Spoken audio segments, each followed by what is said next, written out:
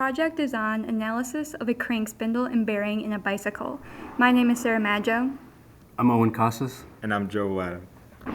The crank spindle, which connects the two pedals, is a critical component that transmits power from the rider to the drivetrain. Because bicycles are used globally for transportation, recreation, and sport, the reliability of this part is vital. Our motivation for this project was to better understand how this component handles stress during operation and how material selection and design could improve its durability and safety. In our calculations, we based our stress variations on professional cycling data, specifically from Tour de France riders. We performed stress analysis across 4 different riding segments: easy rides, medium intensity, hard efforts, and sprinting. From our research, we were able to obtain a rough approximation for the duration, the average power output, and the average cadence during each segment.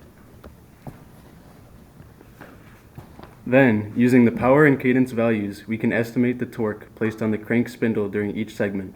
We can also estimate the radial force based on arm length, which for performance bikes is approximately 170 millimeters.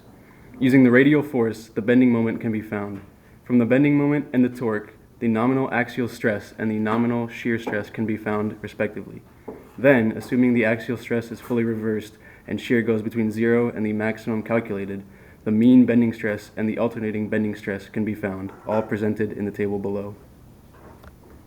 Equivalent mean and alternating stresses can then be calculated.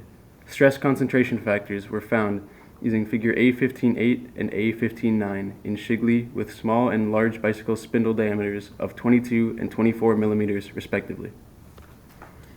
Finally, based on Goodman's criteria, fatigue life was found. In extreme forces, such as sprinting, with a force of the spindle at almost 900 newtons, our fatigue analysis showed that the spindle, made out of 4130 annealed steel, would have an infinite fatigue life, meaning it would not fail from repeated use under these conditions.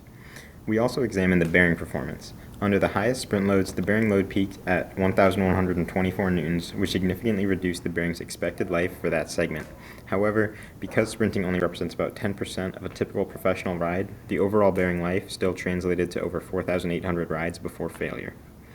In summary, our analysis showed that the crank spindle design is highly robust even under professional level stresses, while bearing durability remains the limiting factor, especially for riders who regularly push the equipment to its limits. This study highlights how understanding real-world loading conditions can inform better, longer-lasting bicycle designs.